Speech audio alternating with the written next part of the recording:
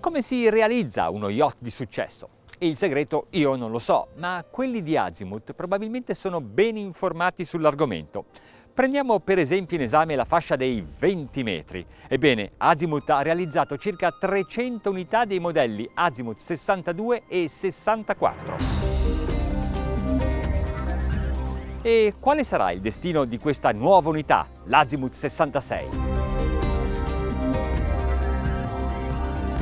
Credo che tutti i costruttori, i designer, i progettisti osservino attentamente i concorrenti e traggano ispirazione dai modelli che sono di riferimento. Già, ma Azimut è un riferimento del mercato, quindi non può guardare gli altri, deve guardare avanti, proporre l'innovazione, lo stile, ha il compito di fare tendenza e non può sbagliare. Insomma, non è facile essere leader. Il 66 è meraviglioso, è nuovo, è contemporaneo, ma non esageratamente moderno. Evita quegli eccessi che ne definirebbero l'età. Proprio per questo è interessante. Chi spende 1.750.000 euro non vuole certo sentirsi dire che il suo yacht è vecchio dopo poche stagioni. Ci sono tutti gli ingredienti che vogliamo trovare sugli yacht Azimut. Linea slanciata per attenuare l'altezza, finestrature ampie e a specchio, flying bridge con hardtop per la massima comodità. Ma questo è solo ciò che si vede e, come sappiamo, ciò che conta è altro. Per esempio, i materiali e i metodi di costruzione. Un grande cantiere come Azimut si distingue anche per questi aspetti. Azimut 66 è omologata CE in classe A per navigare teoricamente senza limiti e inoltre risponde ai più severi requisiti sulla sicurezza a bordo richiesti dalla NMMA, l'organizzazione che riunisce i costruttori americani. Oltre il 90% delle parti in vetroresina sono laminate in infusione e il 100% delle superfici esterne è realizzato con resina vinilestre per la massima protezione dagli agenti atmosferici. L'arco radar, l'hardtop, la parte prodiera del ponte sono di fibra di carbonio per alleggerire le strutture più elevate ai fini di una maggiore stabilità. Il flying bridge ha 3 aree importanti.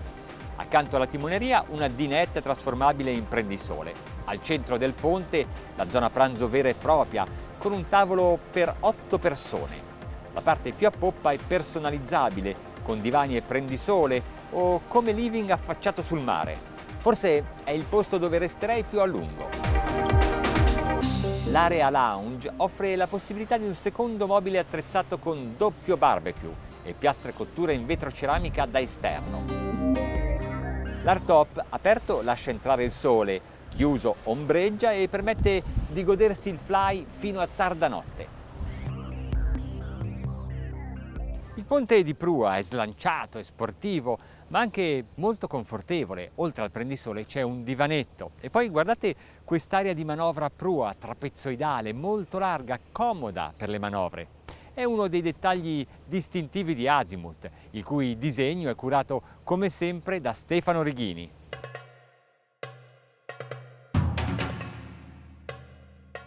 Le vetrature della Tuga sono trattate con un effetto specchiante e presentano una curvatura che dà continuità alle forme. A poppa la plancetta idraulica offre la possibilità di installare un tender fino a 325 cm di lunghezza. Il design interno è stato curato ancora una volta da Carlo Galeazzi. Il salone è arredato con divani contrapposti, da cui ammirare il paesaggio attraverso le finestrature laterali. La televisione, a scomparsa, ha lo schermo da 55 pollici. Questo rovere è termotrattato, ma sono splendide soprattutto le venature frisé del sicomoro, tra le più pregiate essenze d'acero, verniciato a specchio secondo raffinate tecniche ebanistiche italiane. In alternativa si possono scegliere arredi di rovere décapé con inserti in ebano ultralucido. La cristalleria è riposta in una vetrinetta retroilluminata. La cucina è costruita in uno spazio limitato, ma non manca nulla ed è organizzata al meglio. Elegantissimo il top di marmo. Sul ponte inferiore dell'Azimut 66 trovano posto 4 cabine.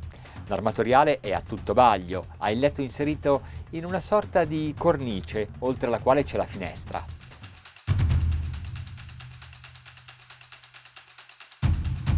Il bagno è di stile urbano più che marino, ma questa è la moda.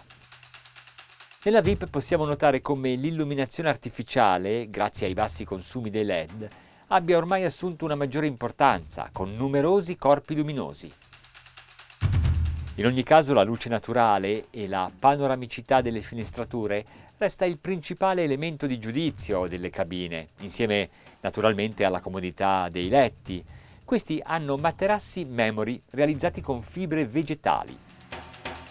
Per il guardaroba ci sono 2 armadi, pensili sulle murate e il gavone sotto il letto. Abbiamo poi 2 cabine doppie, rispettivamente con letti affiancati e sovrapposti, tutte con oblò di grande diametro. In totale i bagni sono 3. L'equipaggio dispone di una cabina a 2 letti accessibile dalla plancetta.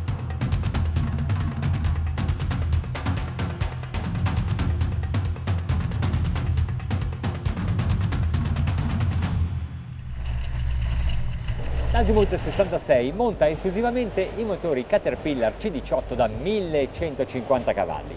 La propulsione ovviamente è linea d'asse. C'è instabilità oggi nell'aria, sta cambiando la stagione, finisce l'estate e comincia l'autunno. E questo vento, unito a un'onda lunga di libeccio, crea qualche problemino al mare, ma non all'Azimut 66, almeno credo. È una barca imponente, più di 20 metri di lunghezza e più di 40 tonnellate di dislocamento a secco.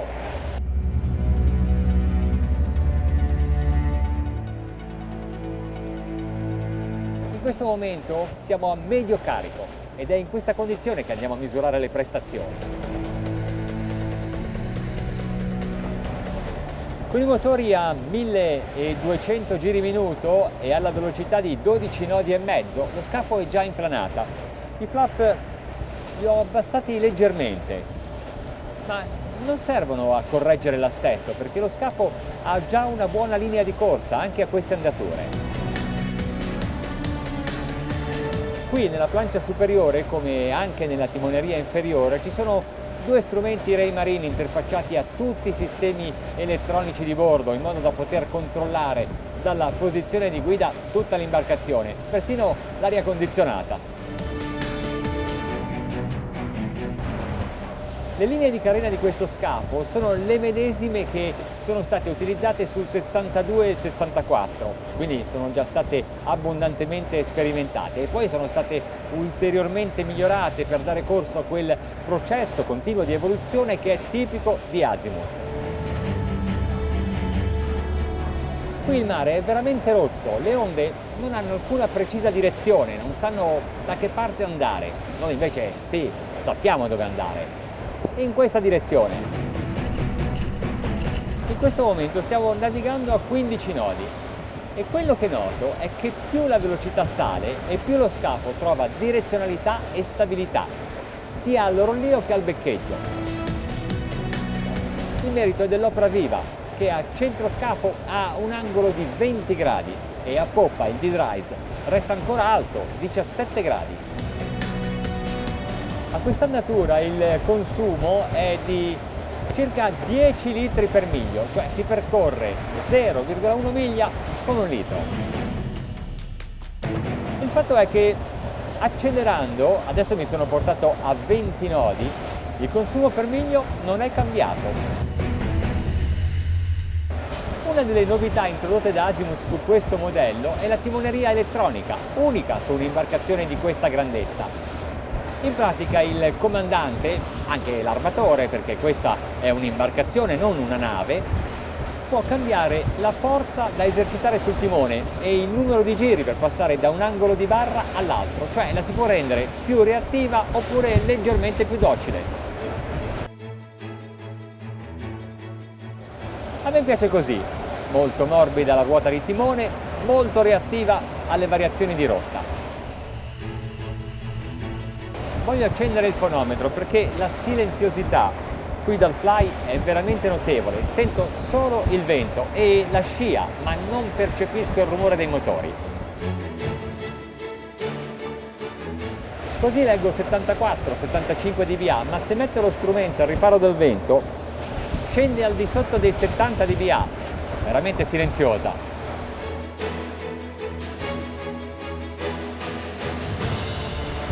L'aver realizzato le sovrastrutture in fibra di carbonio ha reso lo scafo più stabile, ma anche il fatto che il vertice prodiero sia di carbonio è molto importante perché il peso laggiù, lontano dal baricentro dello scafo, ha notevole influenza sul beccheggio. Guardate, le onde qui sono alte più di 1 metro e il beccheggio è veramente contenuto. Mi piace dare gas, mi piace sentire che questo enorme scafo riesce a volare sull'acqua e a mantenere una stabilità di rotta e di rollio notevole.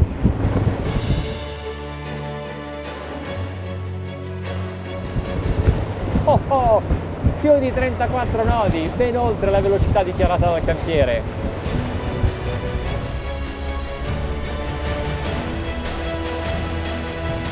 Sapete cosa vi dico?